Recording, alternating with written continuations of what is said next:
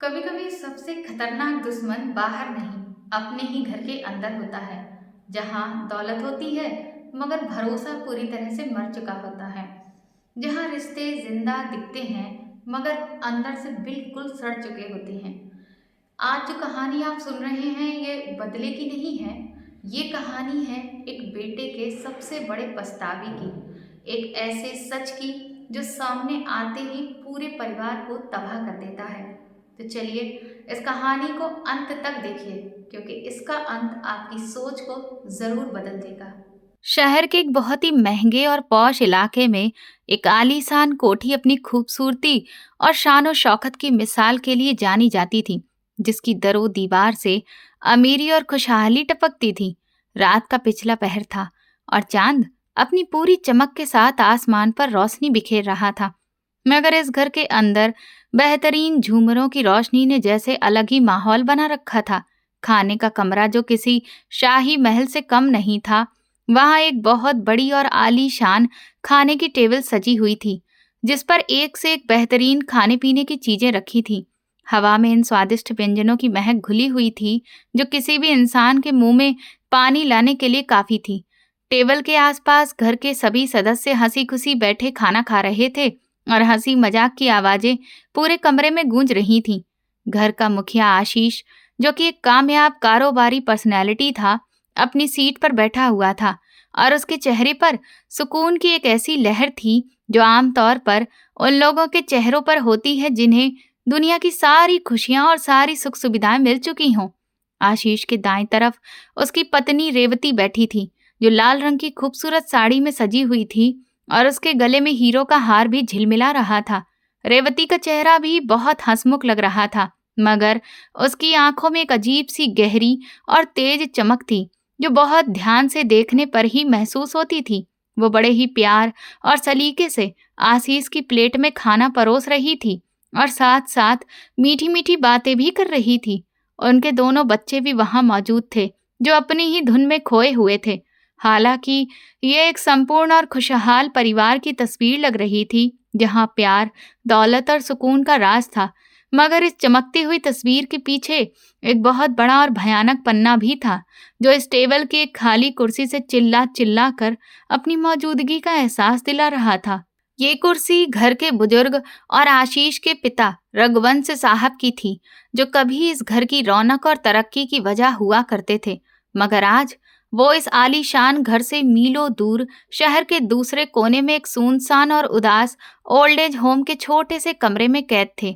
आशीष ने खाना खाते हुए बेवजह उस खाली कुर्सी की तरफ देखा तो उसके दिल में एक हल्की सी टीस उठी। ये वही कुर्सी थी जहां उसके पिता बैठकर उसे आशीर्वाद दिया करते थे। रघुवंश साहब ने अपनी पूरी जिंदगी मेहनत और ईमानदारी से गुजारी थी। उन्होंने अपनी जवानी में खून पसीना एक करके ये कारोबार और ये सारी जमीन जायदाद बनाई थी, ताकि उनका इकलौता बेटा आशीष एक राजकुमार की तरह जिंदगी गुजार सके। आशीष को याद था कि जब उसकी माँ का देहांत हुआ था, तब वो बहुत ही छोटा था और रघुवंश साहब ने उसे माँ और बाप दोनों का प्यार दिया था। उन्होंने कभी दूसरी शादी नहीं की थी, सिर्फ इस डर से कि कहीं सौतेली माँ आशीष को दुख न दे। मगर किस्मत का अजीब खेल देखिए कि आज वही आशीष अपनी पत्नी रेवती के कहने पर अपने बूढ़े पिता को इस घर से निकाल चुका था, और वो भी सिर्फ इसलिए कि रेवती को रघुवंश साहब की मौजूदगी से दिक्कत होती थी। रेवती जब शादी करके इस घर में आई थी तो शुरू में वो रघुवंश साहब की बहुत इज्जत किया करती थी, मगर जैसे जैसे वक्त गुजरता गया और उसने घर की बागडोर और आशीष के दिल दिमाग पर कब्जा जमाना शुरू किया, तो उसका व्यवहार बदलता गया। रेवती एक हद से ज्यादा मक्कार और शातिर किस्म की औरत थी, जो जानती थी कि आशीष उसकी खूबसूरती और मोहब्बत के जाल में बुरी तरह से फंस चुका है, और वो जो भी कहेगी आशीष उसे पत्थर की लकीर समझेगा। रेवती को रघुवंश साहब का रोकना टोकना बिल्कुल भी पसंद नहीं था। उसे ये बात गवारा नहीं थी कि कोई बुजुर्ग, चाहे वो उसका ससुर ही क्यों ना हो, उसे सही और गलत का ज्ञान दे या उसके बच्चों की परवरिश में दखल अंदाजी करे। वो चाहती थी कि इस घर में सिर्फ उसका ही आदेश चले और पूरी प्रॉपर्टी और जितने भी अधिकार हैं, सब कुछ उसके ही कब्जे में हो। इस मकसद को हासिल करने के लिए उसने एक बहुत ही गहरी और खतरनाक साजिश तैयार की थी। वो हर रोज रात को आशीष के कान भरती कि तुम्हारे पापा अब बूढ़े हो गए हैं, उनका दिमाग पूरी तरह से चल गया है, वो मुझे बुरी नजर से देखते हैं और अपने इस चले हुए दिमाग की वजह से बच्चों पर भी हाथ उठाते रहते हैं। शुरू में तो आशीष इन बातों पर भरोसा नहीं कर पा रहा था, क्योंकि वो अपने पिता की शराफत और उनके चरित्र से अच्छी तरह से वाकिफ था। मगर कहते हैं कि पानी की एक एक बूंद अगर लगातार पत्थर पर गिरती रहे तो उसमें भी छेद हो जाता है। रेवती की लगातार शिकायतों और मगरमच्छ के आंसुओं ने आखिरकार आशीष के दिल में शक का बीज बो ही दिया। आज की रात जब आशीष सुकून से खाना खा रहा था तो उसके दिल दिमाग में वो सारे वाक्य किसी फिल्म की तरह ही चल रहे थे जो पिछले कुछ महीनों में हुए थे। उसे याद आया कि कैसे एक दिन जब वो ऑफिस से आया था तो रेवती अपने कमरे में बैठकर रो रही थी और उसके गाल पर नीले निशान भी पड़े हुए थे। आशीष ने घबराकर पूछा कि आखिर ये क्या हुआ? तो रेवती ने सिसकियां लेते हुए कहा था कि आज मैंने पिताजी को दवाई वक्त पर दी तो उन्होंने गुस्से में आकर मुझे थप्पड़ मार दिया और कहा कि तुम मुझे जहर देना चाहती हो। ये सुनकर आशीष का तो खून ही खौल उठा। वो सीधा अपने पिता के कमरे में गया और उन पर चीखना चिल्लाना शुरू कर दिया।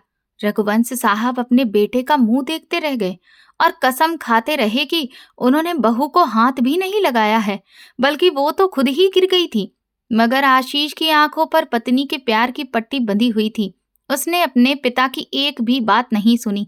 इस वाक्य के बाद घर का माहौल बिल्कुल नरक जैसा बन गया था। रेवती ने खाना पीना छोड़ दिया और धमकी दी कि या तो ये बूढ़ा इस घर में रहेगा या फिर मैं और मेरे बच्चे यहाँ पर रहेंगे। आशीष एक कमजोर इंसान था जो अपनी पत्नी और बच्चों को खोने के डर से अपने पिता का बलिदान देने के लिए तैयार हो गया था। उसे आज भी वो दिन याद था जब वो अपने पिता को गाड़ी में बैठाकर ओल्ड एज होम छोड़ने के लिए जा रहा था। रघुवंश साहब खामोश थे। उन्होंने ना कोई शिकायत की थी, ना ही कोई बद्दुआ दी थी। बस उनकी बुझी आंखों से आंसू लगातार बह रहे थे और वो टकटकी बांधे अपने बेटे को ही देख रहे थे, जैसे पूछ रहे हो कि क्या मेरी परवरिश का यही फल है। आशीष ने अपनी नजरें चुरा ली और फिर ओल्ड एज होम के गेट पर उन्हें उतारकर वहां के स्टाफ के हवाले कर दिया और पलटकर भी नहीं देखा। वो दिन था और फिर आज का दिन है। आशीष ने कभी वहां जाकर अपने पिता की कोई खबर नहीं ली। बस हर महीने खर्च के पैसे भिजवा देता था और समझ लेता था कि उसने अपना फर्ज पूरा कर दिया है। आज खाने की टेबल पर रेवती बहुत ही खुश थी, क्योंकि आज उसकी एक और ख्वाहिश पूरी हो गई थी। आशीष ने उसके नाम पर एक और प्लॉट खरीदा था। रेवती मुस्कुराकर आशीष की प्लेट में खाना परोसते हुए बोली कि आशीष, आप जानते हैं, आज बच्चे कह रहे थे कि दादाजी की याद आ रही है, मगर मैंने उन्हें समझा दिया कि वो वहाँ बहुत ज्यादा खुश हैं और यहाँ तो वो हर वक्त बीमार ही बने रहते थे और लड़ते झगड़ते थे। वहाँ उनके हमउम्र लोग हैं, इसलिए वो खुश होंगे। आशीष ने इस बात पर सिर हिलाया और निवाला मुंह में डालते हुए कहा कि तुम ठीक कह रही हो रेवती। मैं भी यही सोचता हूँ कि मैंने जो फैसला किया वो हम सबकी भलाई के लिए ही था। वहाँ उनकी देखभाल के लिए डॉक्टर हैं और स्टाफ भी मौजूद है। यहाँ तो तुम अकेली थी, किस किस को संभालती। रेवती ने दिल ही दिल में भगवान को धन्यवाद कहा कि चलो सही है, आशीष को कोई पछतावा नहीं है। अभी वे लोग ये सब बातें कर ही रहे थे कि मीठा खाने की चर्चा चलने लगी कि अचानक आशीष का मोबाइल फोन बज उठा, जो टेबल के कोने पर रखा हुआ था। रात के इस वक्त फोन की घंटी ने सबको चौंका दिया, क्योंकि आमतौर पर उस वक्त आशीष को सिर्फ बहुत जरूरी बिजनेस कॉल्स ही आती थी। घंटी की आवाज में एक अजीब सी बेचैनी और डर छुपा हुआ महसूस हो रहा था, जो सन्नाटे को चीरती हुई लग रही थी। आशीष ने नैपकिन से अपने हाथ साफ किए और फिर फोन की स्क्रीन पर नजर डाली। वहां एक अननोन नंबर चमकता हुआ दिखाई दे रहा था। आशीष के माथे पर सिकन पड़ गई कि इतनी रात को ये कौन हो सकता है। रेवती ने बेपरवाही से कहा कि रहने दो आशीष, जरूर किसी रॉन्ग नंबर से कॉल होगी या फिर कोई मार्केटिंग वाले होंगे। खाना ठंडा हो रहा है। मगर फोन लगातार बजता रहा, जैसे कॉल करने वाला बहुत ही मजबूर हो। आशीष ने झुंझलाकर फोन उठाया और कान से लगा लिया। उसने सख्त लहजे में कहा, हेलो, कौन है? दूसरी तरफ से एक बहुत ही ज्यादा घबराई हुई और कांपती हुई आवाज आई, क्या मैं आशीष साहब से बात कर रहा हूँ? आशीष ने कहा, जी, मैं आशीष ही बोल रहा हूँ। आप कौन हैं? दूसरी तरफ वाले इंसान की सांस फूल रही थी। उसने कहा कि सर, मैं ओल्ड एज होम का केयर टेकर और मैनेजर बात कर रहा हूँ, जहाँ आपके पापा रघुवंश साहब रह रहे हैं। ओल्ड एज होम का नाम सुनते ही आशीष के हाथ से निवाला छूटकर प्लेट में गिर गया और उसके दिल की धड़कन एकदम से तेज हो गई।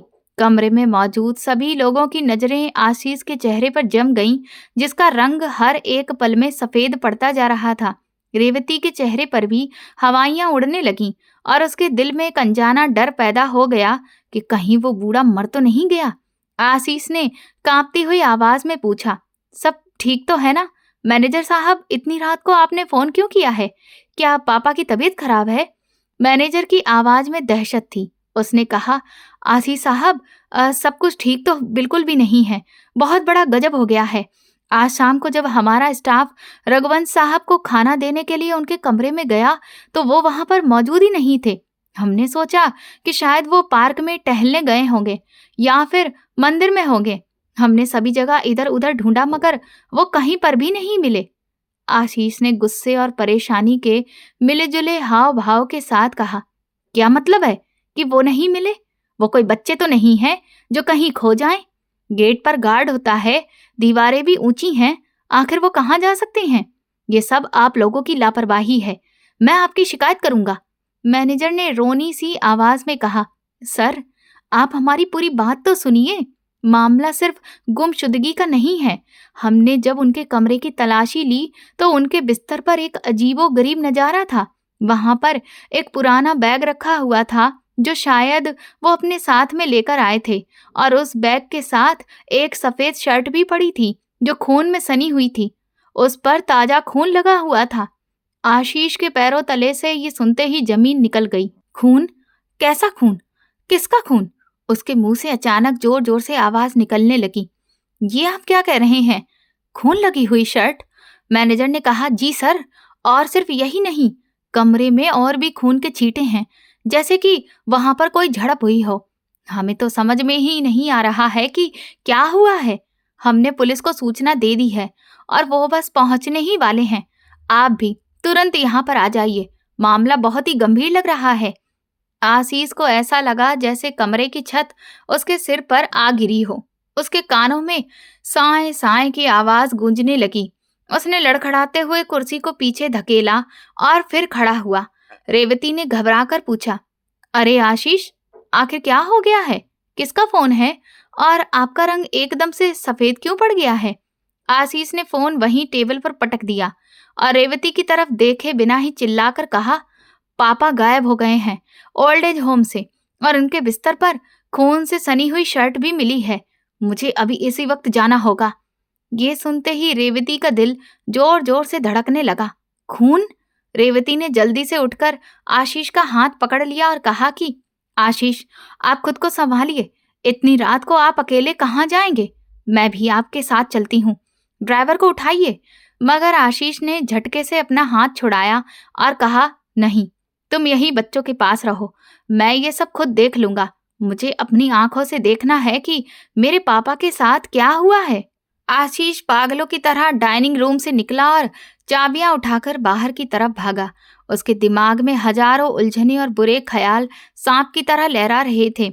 उसे अपने पिता का वो आखिरी बार का चेहरा याद आ रहा था जब उसने उन्हें वहां पर छोड़ा था। क्या उन्होंने इस दुनिया को अलविदा कह दिया है?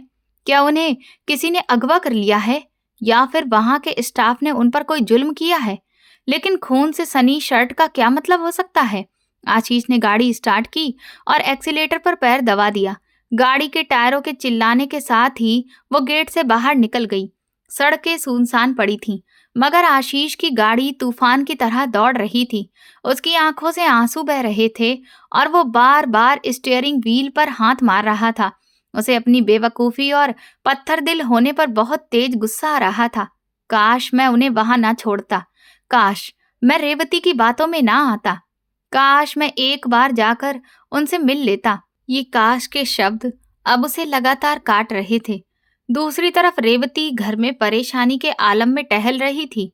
उसे रघुवंश साहब की फिक्र नहीं थी, बल्कि अपनी फिक्र लगी हुई थी कि अगर पुलिस इस सब में इन्वॉल्व हो गई तो फिर जांच पड़ताल होगी, और अगर जांच पड़ताल हुई तो कहीं कोई बात खुल न जाए। वो जानती थी कि उसने रघुवंश साहब पर जो इल्जाम लगाए थे वे सब झूठे थे, और अगर रघुवंश साहब ने मरने से पहले कोई चिट्ठी लिखकर छोड़ दी होगी या किसी को कुछ बता दिया होगा तो उसका सारा बना बनाया खेल बिगड़ सकता है। रेवती ने अपने नाखून चबाते हुए सोचा कि वो बूढ़ा मरकर भी मेरे लिए मुसीबत खड़ी कर गया है। आशीष तकरीबन 20 मिनट में ओल्ड एज होम पहुंच गया। वहां पुलिस की गाड़ी खड़ी थी और उसकी नीली लाल बत्ती लगातार घूम रही थी, जिसने माहौल को और भी ज्यादा डरावना बना दिया था। ओल्ड एज होम का गेट खुला था और अंदर स्टाफ के लोग और कुछ वहां रहने वाले बूढ़े लोग घबराए हुए खड़े थे। मैनेजर ने आशीष को देखते ही उसकी तरफ दौड़ लगाई और कहा कि थैंक गॉड सर, आप आ गए। पुलिस इंस्पेक्टर अंदर कमरे का निरीक्षण कर रहे हैं। आशीष भागता हुआ उस गैलरी में दाखिल हुआ जहां उसके पिता का कमरा था। कमरे का दरवाजा खुला था और वहां पुलिस वाले खड़े थे। आशीष ने अंदर झांक कर देखा तो वो छोटा सा कमरा बिखरा पड़ा था। बिस्तर की चादर सिलवटों से भरी हुई थी और तकिए के पास सच में एक सफेद शर्ट पड़ी थी, जिसके कॉलर के पास खून से सब लाल हो चुका था। ये नजारा देखकर आशीष का कलेजा मुंह को आ गया। उसने पहचान लिया कि ये वही शर्ट थी जो उसने अपने पिता को पिछली दिवाली पर गिफ्ट में दी थी और जिसे वो बहुत संभाल कर रखते थे। फर्श पर भी खून की कुछ बूंदें गिरी हुई थीं जो दरवाजे की तरफ जा रही थी, जैसे कोई जख्मी हालत में वहां से बाहर निकला हो। इंस्पेक्टर ने आशीष को देखा और गंभीरता से कहा कि आप आशीष साहब हैं? माफ कीजिएगा, लेकिन सिचुएशन बहुत ही गंभीर है। आपके पिता यहाँ पर नहीं हैं, मगर ये खून बताता है कि यहाँ कुछ बहुत ही गलत हुआ है। हमने फॉरेंसिक टीम को बुला लिया है, मगर सबसे जरूरी बात यह है कि हमने संस्थान के सीसीटीवी कैमरों की रिकॉर्डिंग कब्जे में ले ली है और अभी हम वो फुटेज चेक करने जा रहे हैं ताकि पता चल सके कि बीती हुई रात या फिर आज शाम इस कमरे में कौन आया था और आपके पिता किस हालत में बाहर निकले हैं। आशीष ने हकलाते हुए कहा कि इंस्पेक्टर साहब, मेरे पिता कहाँ हैं? क्या वो जिंदा हैं? इंस्पेक्टर ने उसके कंधे पर हाथ रखा और कहा कि अभी कुछ भी ठीक से कहा नहीं जा सकता। फुटेज देखने के बाद ही कुछ पता चलेगा। आइए हमारे साथ कंट्रोल रूम में चलिए। आशीष की टांगों में जैसे जान ही नहीं रही थी। वो दीवार का सहारा लेते हुए पुलिस वालों के साथ कंट्रोल रूम की तरफ बढ़ा। उसके दिल में एक अजीब सा डर था, वो डर जो किसी अनहोनी के होने का संदेश दे रहा था। वो सोच रहा था कि अभी स्क्रीन पर जो कुछ नजर आएगा वो शायद उसकी जिंदगी को हमेशा के लिए बदल कर रख देगा। उसे नहीं पता था कि वो फुटेज उसके पिता की गुमशुदगी का राज तो खोलेगी ही, मगर उसके साथ साथ एक ऐसी घिनौनी साजिश और सच्चाई से पर्दा भी उठाएगी जिनका ख्याल भी उसने कभी नहीं किया था। और वो सच्चाई इतनी तीखी होगी कि वो खुद को खत्म कर देने पर मजबूर हो जाएगा। कंट्रोल रूम का दरवाजा खुला और आशीष अंदर दाखिल हुआ, जहां कई सारी स्क्रीनें लगी हुई थीं और एक ऑपरेटर रिकॉर्डिंग निकालने में व्यस्त था। आशीष की सांसें रुक गईं और वो स्क्रीन पर नजर जमाकर खड़ा हो गया, जहां अब वो रात का नजारा चलने वाला था जब वो खूनी ड्रामा रचाया गया था। ओल्ड एज होम के कंट्रोल रूम में बहुत ही घुटन भरा और डरावना माहौल बना हुआ था, जैसे सांस लेना भी मुश्किल हो रहा हो। दीवारों पर लगी हुई दर्जनों छोटी बड़ी स्क्रीनें जल बुझ रही थीं और उनसे निकलने वाली नीली और सफेद रोशनी आशीष के सफेद पड़ चुके चेहरे पर एक भयानक और डरावना साया डाल रही थी। कमरे में बिजली के हल्के हल्के भिनभिनाने और एयर कंडीशनर की धीमी आवाज के सिवा मौत का सन्नाटा पसरा था। इंस्पेक्टर ने अपनी कुर्सी संभाली और ऑपरेटर को इशारा किया कि पिछली रात की रिकॉर्डिंग निकालो। आशीष की टांगें अभी भी कांप रही थीं और उसने सहारा लेने के लिए टेबल का एक कोना इतनी मजबूती से पकड़ रखा था कि उसके हाथों के किनारे सफेद पड़ गए थे। उसका दिल किसी हथौड़े की तरह पसलियों से टकरा रहा था और उसके दिमाग में हजारों उलझनें अब भी एक दूसरे से लड़ रही थी। उसे लग रहा था कि वो किसी बहुत बड़ी अदालत में खड़ा है जहां उसके जुर्म की सजा सुनाई जाने वाली है। ऑपरेटर ने कीबोर्ड पर कुछ बटन दबाए और स्क्रीन पर तारीख और वक्त धीरे धीरे बदलने लगे। रात के 2:30 बजे का वक्त एक जगह पर रुक गया जब ओल्ड एज होम में गहरी खामोशी पसरी हुई थी और दुनिया नींद के मजे ले रही होती है। स्क्रीन पर रघुवंश साहब का छोटा सा कमरा दिखाई देने लगा। कैमरे का एंगल ऊपर की तरफ था, जिससे पूरा कमरा साफ दिखाई दे रहा था। कमरे में रात का हल्का बल्ब जल रहा था, जिसकी पीली रोशनी में हर चीज साफ दिख रही थी। रघुवंश साहब अपने बिस्तर पर गहरी नींद सो रहे थे। वो बहुत ही कमजोर और थके हुए लग रहे थे। उनकी सफेद दाढ़ी काफी बड़ी हुई थी और उनका चेहरा उस वक्त बिल्कुल सुकून में था, जैसे वो दुनिया के सारे दुखों से अनजान होकर सो रहे हों। ये देखकर आशीष की आंखों में आंसू तैरने लगे। उसे अपना बचपन याद आ गया, जब यही पिता उसे अपने सीने से लगाकर सुलाते थे और खुद जागते रहते थे, उसके माथे से पसीना पोंछते थे। मगर आज वो एक ऐसी जगह पर अकेले सो रहे थे और उनका बेटा नरम बिस्तर पर अपनी स्वार्थी पत्नी के साथ महंगे सपनों में खोया हुआ था। अभी वीडियो चलते हुए कुछ ही पल गुजरे थे कि अचानक कमरे के दरवाजे पर हल्की सी हरकत हुई। आशीष की सांस गले में ही अटक गई। स्क्रीन पर 2 साए दिखाई देने लगे और फिर 2 आदमी कमरे में नजर आए। उन्होंने अपने चेहरों पर काले रंग के नकाब पहन रखे थे और उनके शरीर पर भी काले रंग के कपड़े थे। उनकी शारीरिक बनावट और चाल ढाल से साफ लग रहा था कि वे कोई मामूली चोर नहीं, बल्कि प्रोफेशनल मुजरिम या फिर किराए के कातिल थे। उन्होंने बड़ी ही सावधानी से दरवाजे की कुंडी खोली, जो शायद पहले से ही खराब थी, या फिर उन्होंने कोई प्रोफेशनल तरीका इस्तेमाल किया था। वे दोनों दबे पांव कमरे में दाखिल हुए, जैसे शिकार पर झपटने वाले भेड़िए हों, और अंदर आते ही सावधानी से दरवाजा बंद कर दिया। ये देखकर आशीष की आंखें फटी की फटी रह गईं। वो अचानक चीखना चिल्लाना चाहता था, मगर उसकी आवाज गले में ही घुटकर रह गई। इंस्पेक्टर भी चौकन्ना होकर स्क्रीन के और करीब आ गए। उन दोनों आदमियों ने एक दूसरे को इशारा किया और फिर वे सोते हुए रघुवंश साहब की तरफ बढ़े। उनके हाथों में कुछ चमकती हुई चीज नजर आ रही थी, शायद चाकू या लोहे की रॉड, मगर कम रोशनी की वजह से साफ दिखाई नहीं दे रहा था। उनमें से एक आदमी ने आगे बढ़कर रघुवंश साहब के मुंह पर अपना भारी और सख्त हाथ रख दिया ताकि वो चिल्ला न सकें, और दूसरे ने उनके हाथ पैर दबा लिए। रघुवंश साहब हड़बड़ाकर जाग गए और खुद को उनसे छुड़ाने की कोशिश करने लगे, मगर 2 ताकतवर जवानों के सामने एक बूढ़ा और कमजोर इंसान भला क्या कर सकता था। उनकी खींचतान रेत की दीवार साबित हुई। इसके बाद जो नजारा स्क्रीन पर दिखा वो किसी कयामत से कम नहीं था। उन जालिमों ने रघुवंश साहब को बिस्तर से नीचे घसीट लिया और उन पर लात घूसों की बारिश कर दी। वे उन्हें जानवरों की तरह मार रहे थे। आशीष अपनी आंखें बंद करना चाहता था, मगर वो ऐसा नहीं कर सका। वो पत्थर का पुतला बनकर अपनी आंखों से अपने पिता की ऐसी बेरहम और दर्दनाक यातना देख रहा था। रघुवंश साहब दर्द से तड़प रहे थे और हाथ जोड़कर रहम की भीख मांग रहे थे, मगर उन दरिंदों पर कोई असर नहीं हो रहा था।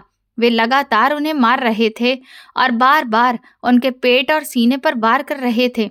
वीडियो में आवाज नहीं थी, मगर आशीष को अपने पिता की चीखें और हड्डियों के टूटने की आवाज अपने कानों में गूंजती हुई महसूस हो रही थी। ये जुल्म कई मिनटों तक जारी रहा, यहाँ तक कि रघुवंश साहब निडाल होकर फर्श पर गिर पड़े और उनके नाक और मुंह से खून बहने लगा, जिसने उनकी सफेद शर्ट को लाल कर दिया। ये सब देखकर आशीष का खून खौल उठा। वो गुस्से और दुख की ऐसी हालत में था कि अगर वे लोग उस वक्त उसके सामने होते तो वो उन्हें कच्चा चबा जाता। उसका दिल कर रहा था कि स्क्रीन तोड़ दे और अंदर घुसकर अपने पिता को बचा ले, मगर वो बेबस था। इंस्पेक्टर ने अफसोस से सिर हिलाया और कहा कि ये कोई मामूली वारदात नहीं लग रही है। ये लोग किसी खास मकसद से आए थे। देखिए, इन्होंने कमरे की किसी भी चीज को हाथ नहीं लगाया, ना ही किसी सामान की तलाशी ली। इनका सारा ध्यान सिर्फ उस बुजुर्ग आदमी पर था, जैसे कि ये कोई खास मैसेज देने आए हों। स्क्रीन पर नजारा बदलता रहा। इतना जुल्म करने के बाद उनमें से एक आदमी ने रघुवंश साहब को बालों से पकड़कर उनका सिर ऊपर उठाया और उनके कान के पास झुक गया। ऐसा लग रहा था जैसे वो उन्हें कोई खास संदेश दे रहा हो या कोई धमकी।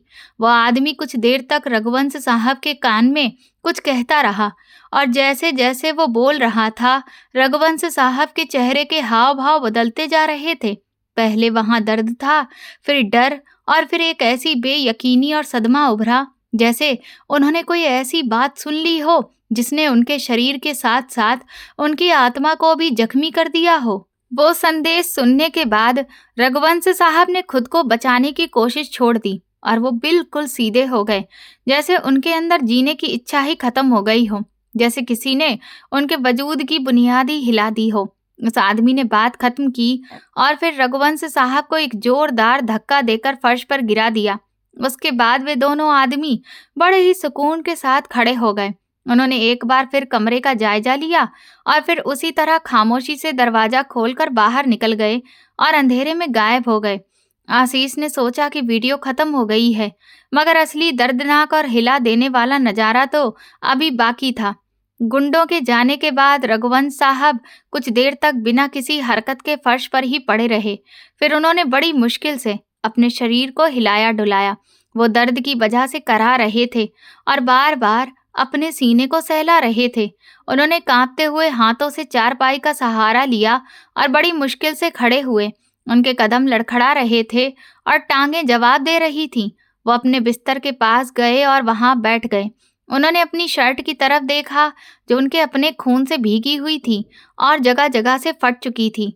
फिर उन्होंने एक ऐसा काम किया जिसे देखकर देखने वालों के रोंगटे खड़े हो जाते। रघुवंश साहब ने अपने कांपते हाथों से अपनी शर्ट के बटन खोलने शुरू किए। उनकी उंगलियों में इतनी ताकत नहीं थी, मगर वो एक अजीब से जुनून के आलम में थे, जैसे उन्हें उस शर्ट से नफरत हो गई हो। उन्होंने बड़ी मुश्किल से अपनी वो खून से सनी शर्ट अपने शरीर से उतारी और उसे तह करके अपने बिस्तर पर रख दिया। ये वही शर्ट थी जो आशीष ने उन्हें दी थी और शायद उसे उतार कर वो ये संदेश दे रहे थे कि अब मेरा तुमसे और तुम्हारे दिए हुए तोहफे से कोई रिश्ता नहीं है। अब वो कमर से ऊपर बिल्कुल बिना कुछ पहने थे और उनके कमजोर शरीर पर नीले और काले जख्मों के निशान साफ दिखाई दे रहे थे, जो उन जालिमों के जुल्म की गवाही दे रहे थे। शर्ट उतारने के बाद उन्होंने कमरे में मौजूद अपने सामान की तरफ एक नजर डाली, मगर किसी भी चीज को हाथ नहीं लगाया। उन्होंने एक बार फिर उस कमरे को देखा, जैसे उसे हमेशा के लिए अलविदा कह रहे हों, और फिर वो ऐसे ही बिना चप्पल के लड़खड़ाते हुए दरवाजे की तरफ बढ़े और बाहर निकल गए। इंस्पेक्टर ने तुरंत ऑपरेटर से कहा कि बाहर के कैमरे चेक करो। स्क्रीन पर ओल्ड एज होम का मेन गेट नजर आया। रात के उस पहर गार्ड अपने क्वार्टर में सो रहा था या शायद वो कहीं गायब था। रघुवंश साहब गेट के पास पहुंचे। उन्होंने दीवार का सहारा लेकर उसे पार करने की कोशिश नहीं की, बल्कि गेट के साथ ही बनी हुई एक छोटी सी खिड़की थी जो किस्मत से खुली रह गई थी। वो उसी से बाहर निकल गए और सड़क के अंधेरे में खो गए। वीडियो यहीं आकर रुक गई। कंट्रोल रूम में मौत का सन्नाटा छा गया। आशीष फूट फूट कर रो पड़ा। वो जमीन पर बैठ गया और अपना सिर घुटनों में दे दिया। वो सोच रहा था कि उसके पिता ने वो शर्ट क्यों उतारी। शायद इसलिए कि वो शर्ट आशीष ने दी थी और वो जाते जाते आशीष का दिया हुआ आखिरी एहसान भी उसके मुंह पर मार गए थे। वो बिना शर्ट के इसलिए गए थे ताकि दुनिया को दिखा सकें कि एक अमीर बेटे का पिता किस हालत में है, और ये संदेश दे गए थे कि वो खाली हाथ आए थे और खाली हाथ ही जा रहे हैं। उनके पास अब कुछ भी नहीं बचा था, ना इज्जत, ना औलाद और ना ही कपड़े। इंस्पेक्टर ने आशीष को कंधों से पकड़कर उठाया और कहा कि खुद को संभालिए आशीष साहब, अब रोने का वक्त नहीं है। हमें मुजरिमों को पकड़ना है और आपके पिता को भी तलाश करना है। वो जख्मी हैं और इस हालत में ज्यादा दूर नहीं जा सकते। हमने शहर भर में वायरलेस पर संदेश भेज दिया है, लेकिन सबसे पहले हमें इस कमरे का दोबारा निरीक्षण करना होगा। शायद हमें यहाँ कोई सुराग मिल जाए जो कैमरे की आंख से छुप गया हो, क्योंकि मुजरिम अक्सर कोई ना कोई गलती कर जाते हैं। आशीष ने आंसू पोंछे और लड़खड़ाते हुए खड़ा हुआ। उसकी आंखों में अब दुख की जगह एक अजीब सा पागलपन था। वो जानना चाहता था कि वे लोग कौन थे और उन्होंने उसके पिता के कान में ऐसा क्या कहा था जिसने उन्हें इतना बड़ा कदम उठाने पर मजबूर कर दिया। आशीष और पुलिस की टीम दोबारा रघुवंश साहब के कमरे में पहुंची। अब कमरे का नजारा आशीष के लिए और भी ज्यादा तकलीफ दे था, क्योंकि अब वो जानता था कि यहाँ क्या क्या गुजरा है। फर्श पर खून के धब्बे थे जो रघुवंश साहब के जख्मों से टपके थे। बिस्तर पर वही खून से सनी शर्ट पड़ी थी जिसे आशीष ने वीडियो में देखा था। इंस्पेक्टर ने दस्ताने पहनकर उस शर्ट को उठाया और उसे एक प्लास्टिक बैग में डाल दिया। फॉरेंसिक टीम के लोग कमरे से फिंगरप्रिंट्स ले रहे थे। आशीष दीवार से लगकर खड़ा हो गया और उसकी नजरें पूरे कमरे का जायजा लेने लगीं। उसका दिल कह रहा था कि वे लोग कोई साधारण चोर नहीं थे। उनका मकसद सिर्फ मारपीट नहीं था, बल्कि कोई संदेश देना था। वे लोग यकीनन किसी के भेजे हुए थे, मगर किसके? आशीष का कोई दुश्मन नहीं था और रघुवंश साहब का तो सवाल ही पैदा नहीं होता। वो तो एक बहुत ही शरीफ और सुलझे हुए इंसान थे। तभी आशीष की नजर अचानक बेड के नीचे गई, जहां उसे कागज का एक छोटा सा टुकड़ा नजर आया जो शायद अंधेरे में किसी की नजर में नहीं आया था। शायद वो उस वक्त गिरा था जब रघुवंश साहब को घसीटा जा रहा था। ये देखकर आशीष का दिल जोर से धड़क उठा। उसने इंस्पेक्टर को बताने की बजाय खुद झुककर वो कागज का टुकड़ा उठा लिया। वो मुड़ा हुआ सा कागज था, जैसे किसी बड़ी चीज से फटा हो या किसी की जेब से गिरा हो। आशीष ने उसे सीधा किया तो देखा कि वो एक रसीद का टुकड़ा था, जिस पर किसी दुकान या जगह का नाम तो मिट चुका था, मगर उस पर हाथ से लिखा हुआ एक नाम और एक तारीख साफ दिखाई दे रही थी। तारीख कल की थी, यानी जिस दिन ये वारदात हुई थी। और फिर वो नाम पढ़ते ही आशीष के दिमाग में जैसे धमाका हो गया। वो नाम कोई अजनबी नहीं था, बल्कि एक ऐसा नाम था जिसे आशीष बहुत अच्छी तरह से जानता था। वो नाम देवेंद्र का था। देवेंद्र रेवती का मुंह बोला भाई था, जो अक्सर उनके घर आता जाता था और जिसके बारे में रेवती हमेशा कहती थी कि वो उसका सगा भाई तो नहीं है, मगर उससे भी बढ़कर है। आशीष को याद आया कि कल शाम जब वो घर आया था तो देवेंद्र वहीं मौजूद था। रेवती के साथ धीरे धीरे बातें कर रहा था और आशीष के आते ही वे दोनों चुप हो गए थे। आशीष का माथा ठनक गया। क्या यह मुमकिन है? क्या देवेंद्र इस काम में शामिल हो सकता है? लेकिन देवेंद्र रघुवंश साहब को क्यों मरवाएगा? उसका तो रघुवंश साहब से कोई लेना देना ही नहीं था। आशीष के दिमाग में फिर से वो वीडियो का नजारा घूम गया, जब वो आदमी रघुवंश साहब के कान में कुछ कह रहा था। क्या उसने ये कहा था कि ये सब रेवती ने करवाया है? शक की एक जहरीली लहर आशीष की रगों में दौड़ गई, मगर उसने तुरंत अपना सिर झटक दिया। नहीं नहीं, रेवती ऐसा नहीं कर सकती। वो मेरी पत्नी है, मेरे बच्चों की माँ है। वो पापा को पसंद नहीं करती थी, ये सही है, मगर इतनी गिर नहीं सकती कि उन पर गुंडों से इस तरह से जुल्म करवा दे। मगर ये रसीद, ये सबूत और ये देवेंद्र का नाम यहाँ पर क्या कर रहा है? ये रसीद यकीनन उन गुंडों में से किसी एक की जेब से गिरी होगी, और अगर वे गुंडे देवेंद्र के आदमी थे या देवेंद्र खुद उनमें से एक था, तो फिर इस साजिश की डोर सीधी रेवती के हाथों में जाती थी। आशीष के हाथ कांपने लगे। उसने वो कागज का टुकड़ा अपनी मुट्ठी में जोर से पकड़ लिया और इंस्पेक्टर से छुपा लिया। वो नहीं चाहता था कि पुलिस इस मामले में उसके घर तक पहुंचे, जब तक कि वो खुद जांच पड़ताल ना कर ले। उसके अंदर एक तूफान उठ रहा था। वो अब और वहां पर नहीं रुक सकता था। उसे घर जाना था और रेवती की आंखों में आंखें डालकर सच उगलवाना था। लेकिन अभी उसे एक और सबूत चाहिए था, ऐसा सबूत जो शक की कोई भी गुंजाइश ना छोड़े। आशीष ने बिस्तर के सिरहाने रखे हुए उस बैग को देखा जो रघुवंश साहब छोड़कर गए थे। उसने इंस्पेक्टर की नजर बचाकर उस बैग की जिप खोली। उसमें पुराने कपड़े और कुछ जरूरी सामान था, मगर सबसे नीचे एक छोटी सी काली कवर वाली नोटबुक या डायरी रखी थी। आशीष ने वो डायरी निकाली और जल्दी से अपनी पैंट की जेब में डाल ली। इंस्पेक्टर फॉरेंसिक टीम के साथ व्यस्त था और उसे आशीष की इन हरकतों का पता नहीं चला। आशीष ने इंस्पेक्टर से कहा कि मेरी तबीयत खराब हो रही है, मैं घर जा रहा हूँ। अगर कोई खबर मिले तो मुझे तुरंत बताइएगा।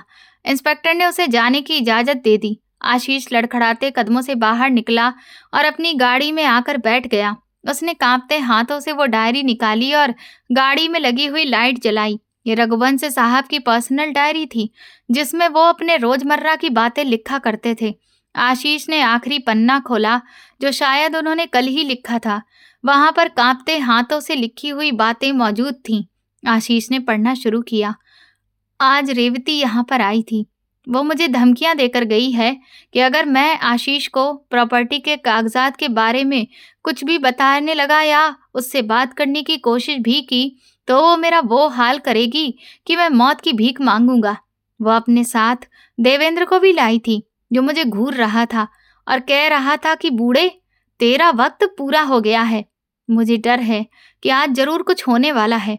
हे भगवान, मेरे बेटे को सही सलामत रखना। वो नादान है। वो नहीं जानता कि उसने अपनी आस्तीन में कैसा सांप पाल रखा है। मैं उसके लिए प्रार्थना करता हूँ। चाहे भले ही वो मुझे भूल गया हो, लेकिन मैं उसे नहीं भूल सकता। डायरी के ये शब्द पढ़कर आशीष का दिमाग सुन्न हो गया। उसकी आंखों के सामने अंधेरा छाने लगा। उसके शरीर से जैसे जान ही निकल गई। ये लिखावट नहीं थी, बल्कि उसकी बर्बादी की तहरीर थी। अब सारी कड़ियां मिल रही थीं। रेवती का देवेंद्र के साथ मिलना, रघुवंश साहब को धमकाना और फिर ये हमला और वो शर्ट का उतारना, ये सब एक गहरी साजिश थी। वो गुंडे कोई और नहीं बल्कि देवेंद्र और उसका साथी थे, और उन्होंने रघुवंश साहब के कान में यकीनन यही कहा होगा कि ये तुम्हारे बेटे और बहू की मर्जी है, ताकि रघुवंश साहब का दिल टूट जाए और वो खुद ही वहां से चले जाएं या मर जाएं। आशीष ने जोर से स्टीयरिंग पर मुक्का मारा और एक दर्दनाक चीख उसके गले से निकली। उसने अपनी ही पत्नी के हाथों अपने पिता को बेइज्जत करवा दिया था। वो खुद को दुनिया का सबसे बदकिस्मत इंसान समझ रहा था। उसके पास अब दो रास्ते थे, या तो वो पुलिस को सब कुछ बता दे या फिर खुद इस बदले का बोझ उठाए। मगर इस वक्त उसे सिर्फ एक चीज की तलाश थी, अपने पिता की। उसे उन्हें ढूंढना था, इससे पहले कि बहुत देर हो जाए। आशीष ने गाड़ी स्टार्ट की और सड़क पर पागलों की तरह दौड़ा दी। मगर उसका रुख घर की तरफ नहीं था, बल्कि शहर के उस इलाके की तरफ था जहां उसे उम्मीद थी कि शायद उसके पिता छुपने के लिए गए हों। लेकिन उसे मालूम नहीं था कि कहानी का सबसे भयानक मोड़ अभी बाकी है, और जो सुराग उसे मिला था वो तो इस बड़ी सी कहानी का सिर्फ एक छोटा सा हिस्सा है। असली सच्चाई तो उससे भी कहीं ज्यादा सनसनीखेज है, जो उसके घर में उसका इंतजार कर रही है। आशीष की गाड़ी शहर की सुनसान सड़कों पर किसी पागल बिजली की तरह दौड़ रही थी, और उसकी रफ्तार उसके दिल की धड़कनों से टकरा रही थी, जो सीना फाड़कर बाहर आने के लिए बेचैन थी। उसके दिमाग में सिर्फ एक ही ख्याल बार बार घूम रहा था कि उसके पिता कहाँ हो सकते हैं। वो जानता था कि रघुवंश साहब जब भी बहुत ज्यादा दुखी या परेशान होते थे तो वो सिर्फ एक ही जगह पर जाते थे, और वो जगह शहर का वो शमशान घाट था जहां उसकी माँ की चिता जली थी, जहां वो घंटों बैठकर अपने दिल का हाल बयां करते थे। आशीष का दिल गवाही दे रहा था कि आज की रात जब उन पर जुल्मों के पहाड़ टूटे हैं और उन्हें उनके अपने ही घर और औलाद ने दुत्कार दिया है, तो वो यकीनन उसी जगह पर गए होंगे ताकि अपनी पत्नी को याद कर उसे अपनी बेबसी की शिकायत कर सकें। गाड़ी का रुख उस शमशान घाट की तरफ था, और आशीष की आंखों से आंसुओं की झड़ी लगी हुई थी। उसे वे सभी लम्हे याद आ रहे थे जब उसने रेवती की बातों में आकर अपने ही पिता की बेइज्जती की थी। उसे याद आया कि कैसे उसने उन्हें धक्के देकर घर से निकाला था, और वो कैसे खामोशी से गाड़ी में बैठ गए थे। आज उसे वही खामोशी एक चीख बनकर सुनाई दे रही थी। शमशान घाट का रास्ता काफी लंबा महसूस हो रहा था, और हर गुजरता लम्हा आशीष की जान निकाल रहा था। आखिरकार वो उस जगह पर पहुंचा जहां गहरा अंधेरा और अजीब तरह की आवाजों का आलम बना हुआ था। जैसे जैसे वो आगे बढ़ रहा था, उसके कपड़े झाड़ियों में उलझ रहे थे और कांटे उसके हाथों को जख्मी कर रहे थे, मगर उसे किसी भी दर्द का एहसास नहीं था। वो पागलों की तरह कुछ अधजली चिताओं के बीच से भाग रहा था, और उसका रुख उस कोने की तरफ था जहां एक पुराना पीपल का पेड़ था, उसी खास जगह पर जहां उसकी माँ को अंतिम विदाई दी गई थी। चांद की धीमी रोशनी में शमशान का वो नजारा बहुत ही डरावना था, मगर आशीष को भूत प्रेत का नहीं बल्कि अपने पिता को खोने का डर था। वो भागता हुआ उसी जगह के करीब पहुंचा तो उसे वहां पर एक साया नजर आया जो पेड़ से टेक लगाकर बैठा था। आशीष के कदम वहीं जम गए। उसने कांपती हुई आवाज में पुकारा, पापा, मगर कोई जवाब नहीं आया। वो धीरे धीरे करीब गया तो उसने जो नजारा देखा उसने उसके कलेजे के टुकड़े कर दिए। रघुवंश साहब उस जगह की मिट्टी पर गिरे हुए पड़े थे और उनका शरीर सर्दी से बुरी तरह कांप रहा था। उन्होंने शर्ट नहीं पहन रखी थी और उनका खाली शरीर नीले निशानों और जख्मों से भरा हुआ था, जो उस रोशनी में काले धब्बों की तरह नजर आ रहा था। उनकी पीठ और कंधों पर वो निशान साफ दिख रहे थे, जो उन जालिमों की मार से पड़े थे। आशीष चिल्लाकर उनके कदमों में गिर गया और उन्हें झंझोड़ने लगा। पापा, पापा, आंखें खोलिए, मैं हूँ, आपका आशीष, मैं आ गया हूँ, मुझे माफ कर दीजिए पापा, मैं बहुत ही बुरा हूँ। रघुवंश साहब ने बड़ी मुश्किल से अपनी भारी पलकें उठाईं। उनकी आंखों में जिंदगी की चमक बाकी थी, मगर वो धीरे धीरे बुझ रही थी।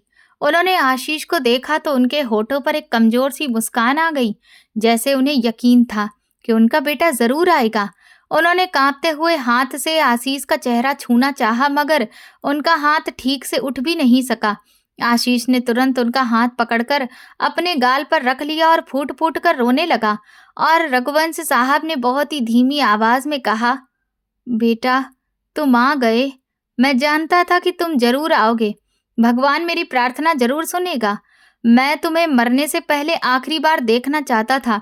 आशीष ने तुरंत ही अपना कोट उतारकर जल्दी से उनके ठिठुरते हुए शरीर पर डाल दिया और कहा, पापा, ऐसी बातें मत करिए, मैं आपको हॉस्पिटल लेकर जाऊंगा, आप बिल्कुल ठीक हो जाएंगे। फिर मैं आपको अपने घर लेकर जाऊंगा। अब कोई भी आपको कुछ नहीं कहेगा।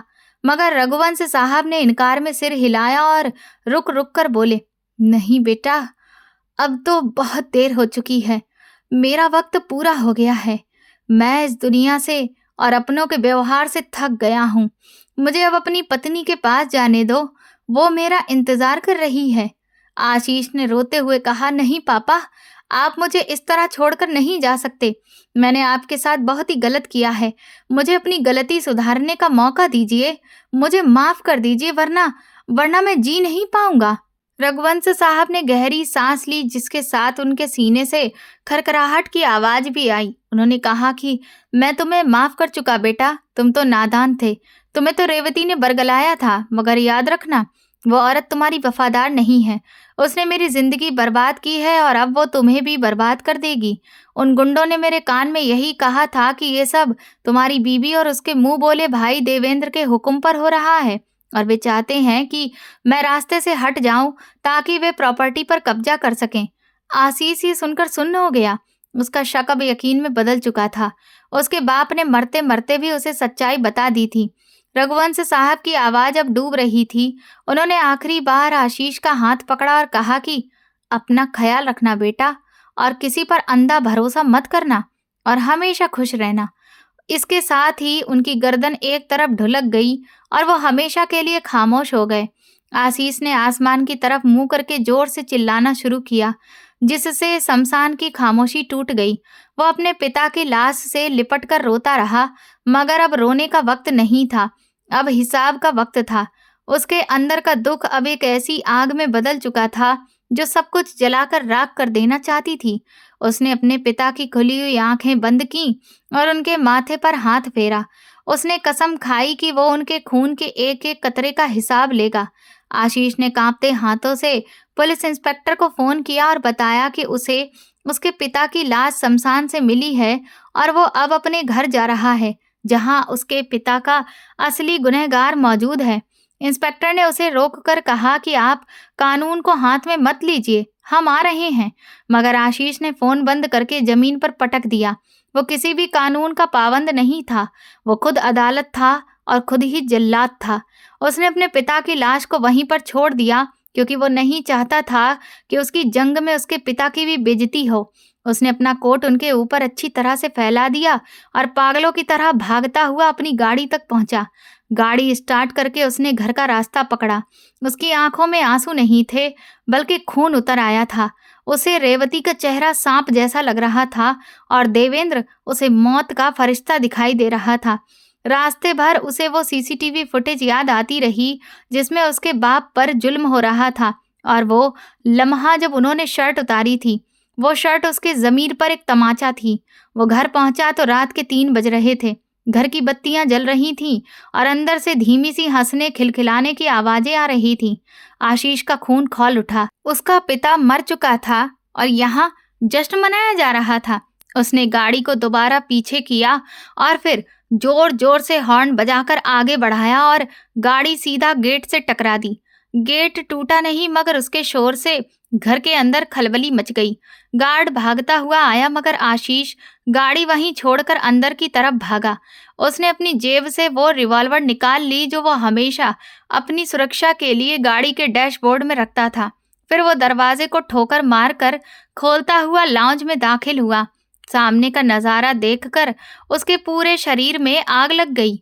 रेवती और देवेंद्र सोफे पर बड़े ही बेपरवाही से बैठे थे और सामने टेबल पर शराब की बोतल और गिलास रखे थे।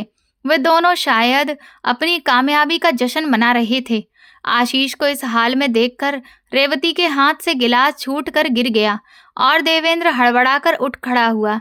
आशीष के कपड़े मिट्टी और खून से सने थे और उसके हाथ में रिवॉल्वर देखकर उन दोनों के चेहरे से रंग ही उड़ गया।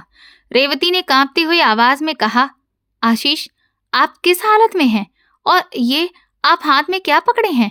आशीष ने भयानक ठहाका लगाया और कहा, क्या हुआ मेरी जान? तुम तो पार्टी कर रही हो। मेरे पिता की मौत का जश्न मनाया जा रहा है या फिर मेरी बर्बादी का जश्न मना रही हो? देवेंद्र ने चालाकी दिखाते हुए आगे बढ़ने की कोशिश की और कहा कि आशीष भाई, आप गलत समझ रहे हैं। हम तो बस बहुत परेशान थे और इंतजार कर रहे थे। आशीष ने तुरंत गोली चला दी जो देवेंद्र के पैरों के पास लगी। देवेंद्र चिल्लाकर पीछे हट गया। आशीष ने दहाड़ कर कहा कि अपनी जगह से बिल्कुल मत हिलना, वरना अगली गोली मैं तुम्हारे भेजे में उतार दूंगा। तुम दोनों की असलियत मुझे पता चल चुकी है। मैं अभी शमशान से आ रहा हूँ, जहाँ मैंने अपने हाथों से अपने पिता की आंखें बंद की हैं, जिन्हें तुम दोनों ने मिलकर मारा है। रेवती ने मगरमच्छ के आंसू बहाने शुरू कर दिए और कहा कि आशीष, आपको किसी ने बहकाया है। मैं तो आपकी पत्नी हूँ, मैं ऐसा क्यों करूंगी? आशीष ने जेब से वो डायरी और रसीद निकालकर उनके मुंह पर फेंक दी और कहा, ये देखो, ये मेरे बाप की आखिरी निशानी है जिसमें तुम्हारी साजिश लिखी है, और वो सीसीटीवी फुटेज मैंने अपनी आंखों से देखी है जिसमें तुम्हारा ये पालतू कुत्ता मेरे पिता को मार रहा है। बोलो रेवती, क्यों किया तुमने ऐसा? क्या कमी थी मेरे प्यार में? क्यों दौलत का इतना लालच था कि तुमने इंसानियत को ही मार दिया?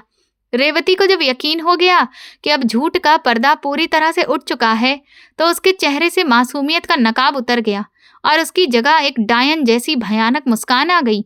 उसने बेहयाई से कहा, हाँ, मैंने ऐसा किया है और मैं बहुत खुश हूँ कि वो बूढ़ा मर गया। वो मेरी जिंदगी का सबसे बड़ा कांटा था। वो हर वक्त मुझ पर नजर रखता था, और तुम तो एक बेवकूफ इंसान हो जिसे मैं अपनी उंगलियों पर नचाती रही। तुम क्या समझते हो मैं तुमसे प्यार करती हूँ? मैं सिर्फ तुम्हारी दौलत से प्यार करती थी। और देवेंद्र मेरा कोई मुंह बोला भाई नहीं है, बल्कि वो मेरा पहला पति है, जिसे मैंने तलाक इसलिए दिया था कि तुमसे शादी करके प्रॉपर्टी हासिल कर सकूं और फिर दोबारा देवेंद्र से शादी कर सकूं। हमने मिलकर तुम्हें फंसाया था ताकि तुम्हारी सारी प्रॉपर्टी पर कब्जा कर सकें। रेवती की ये सच्चाई आशीष को अंदर से तोड़ चुकी थी। उसे लगा कि उसकी पूरी जिंदगी एक झूठ थी। जिस औरत को वो देवी समझता था वो तो नागिन निकली, और जिसे वो अपना समझता था वही सबसे बड़ा जालिम था। आशीष का दिमाग बिल्कुल सुन्न पड़ गया। उसके कानों में अपने पिता की आखिरी सिसकियां गूंजने लगीं। उसने रिवॉल्वर सीधी की और कहा कि तुमने मेरे बाप को नहीं मारा, तुमने मुझे ही मार दिया है, और अब मैं तुम्हें जिंदा नहीं रहने दूंगा, क्योंकि तुम्हें जिंदा रहने का कोई हक नहीं है। देवेंद्र ने रेवती को बचाने के लिए आशीष के ऊपर झपट्टा मारने की कोशिश की, मगर आशीष ने बिना किसी हिचकिचाहट के ट्रिगर दबा दिया। गोली सीधे देवेंद्र को लगी और वो खून में लथपथ होकर वहीं ढेर हो गया। रेवती चिल्लाने लगी और भागने की कोशिश की, मगर आशीष ने उसे बालों से पकड़ लिया और वहीं जमीन पर गिरा दिया। उसने रेवती की आंखों में आंखें डालकर कहा कि ये मेरे बाप की हर उस सांस का बदला है जो तुमने उनकी आंखों से निकलवा दी थी। आशीष ने दूसरी गोली चलाई और रेवती वहीं अपने अंजाम को पहुंच गई। कमरे में बारूद की बू और खून की महक फैल गई। आशीष वहीं उन लाशों के बीच घुटनों के बल बैठ गया। उसका बदला पूरा हो चुका था, मगर उसका दिल बिल्कुल वीरान हो गया था। उसने अपने हाथों को देखा जो अब अपनों के खून से सने थे। उसने सोचा कि वो किस मुंह से अपने बच्चों का सामना करेगा। वो कैसे उन्हें बताएगा कि उनकी माँ एक कातिल थी और उनका बाप भी अब एक कातिल है। उसी पल बाहर पुलिस के सायरनों की आवाजें आने लगीं। शायद पड़ोसियों ने गोलियों की आवाज सुनकर पुलिस को बुला लिया था या इंस्पेक्टर उसका पीछा करते हुए पहुंच गया था। आशीष ने अपनी आंखें बंद कर लीं और उसके दिमाग में वही सीसीटीवी फुटेज दोबारा चलने लगी जिसमें उसके पिता अपनी शर्ट उतार रहे थे। वो नजारा उसकी आत्मा को घायल कर रहा था। उसे एहसास हुआ कि असली मुजरिम रेवती या देवेंद्र नहीं थे, बल्कि वो खुद था। अगर वो अपनी पत्नी की बातों में ना आता, अगर वो अपने पिता पर भरोसा करता, अगर वो उन्हें ओल्ड एज होम ना छोड़ता तो आज ये नौबत नहीं आती। उसके पिता की मौत का असली जिम्मेदार वो खुद था, जिसने उन्हें बेसहारा छोड़ दिया। ये जुर्म का एहसास इतना दर्दनाक था कि आशीष को अपनी सांसें बोझ लगने लगीं। उसने सोचा कि अब उसके पास जीने का कोई मकसद नहीं है। वो ज़मीर के बोझ के साथ जिंदा नहीं रह सकता। वो अपने पिता की नज़रों का सामना आखिरकार ऊपर जाकर कैसे करेगा? आशीष ने कांपते हाथों से रिवॉल्वर का निशाना अपनी कनपटी पर रख लिया। उसकी आंखों से आंसू बहने लगे थे। वो लगातार अपने पिता से माफी मांग रहा था और कह रहा था कि पापा, मैं आ रहा हूँ, मैं आपका मुजरिम हूँ, मैं इस दुनिया के काबिल नहीं हूँ। पुलिस इंस्पेक्टर अपनी टीम के साथ दरवाजा तोड़कर अंदर दाखिल हुआ। उन्होंने देखा कि वहां 2 लाशें पड़ी हैं और आशीष बंदूक अपने सिर पर रखे बैठा है। इंस्पेक्टर ने चिल्लाकर कहा कि आशीष साहब, रुक जाइए, ऐसा मत कीजिए, कानून को अपना काम करने दीजिए। मगर आशीष ने एक वीरान मुस्कुराहट के साथ उनकी तरफ देखा और कहा कि आप अपना काम कर चुके हैं इंस्पेक्टर साहब, और मेरा भी फैसला हो चुका है। मैं अपने पिता का कातिल हूँ और कातिल की सजा तो मौत ही होती है। इसके साथ ही कमरे में एक और धमाका हुआ और फिर आशीष एक झटके के साथ फर्श पर गिर गया। उसका खून भी उसके पिता के कातिलों के खून के साथ मिल गया, मगर उसकी आत्मा शायद अभी भी बेचैन थी। ये कहानी एक ऐसे परिवार की थी जहां दौलत तो थी मगर भरोसा और अपनापन नहीं था, और इसी कड़वाहट ने हंसते खेलते घर को शमशान बना दिया था। आशीष ने खुद के साथ ऐसा इसलिए किया क्योंकि वो समझ गया था कि दुनिया की अदालत से तो शायद वो बच भी जाता या फिर इस सब की सजा काट लेता, मगर अपने जमीर की अदालत में वो पूरी उम्र मुजरिम ही रहता, और इस अदालत की सजा मौत से भी ज्यादा बदतर थी। पुलिस वाले खामोशी से खड़े उस भयानक नजारे को देख रहे थे जहां लालच, झूठ और पछतावे ने सब कुछ खत्म कर दिया था, और बाकी रह गई थी तो सिर्फ एक दर्दनाक दास्तान जो दीवारों पर लिखती गई थी। तो दोस्तों, अगर आपको ये कहानी पसंद आई है और आप किस शहर से ये कहानी सुन रहे हैं, कमेंट करके ज़रूर बताएं। वीडियो को लाइक करें, हाइप दें और ज़्यादा से ज़्यादा शेयर करें। चैनल पर नए हैं तो सब्सक्राइब करें और नोटिफिकेशन बेल दबाएं ताकि अगली अपडेट सबसे पहले आपको मिले। ये कहानी पूरी तरह से काल्पनिक है और केवल जागरूकता व मनोरंजन के उद्देश्य से बनाई गई है। इसमें दिखाए गए दृश्य किसी भी प्रकार के गलत या नुकसान पहुंचाने वाले व्यवहार को बढ़ावा नहीं देते हैं।